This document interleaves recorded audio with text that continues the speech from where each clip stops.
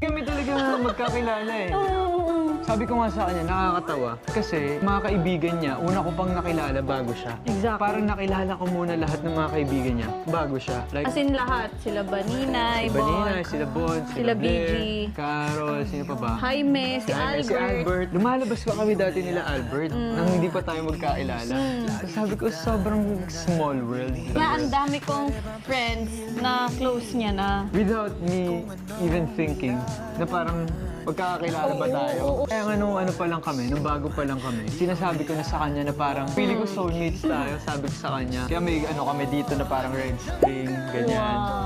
So, sabi ko nga sa kanya, na feeling ko kung para sa'yo talaga yung tao. Lahat parang mag-a-align. Hindi mo kailangan ipilit o hindi mo kailangan masyadong isipin. Nangyayari na lang siya ng kusa. That's true. Tsaka, talaga mo, isipin mo, parang panahon ng gumagawa ng paraan para magkita tayo. Ang galing.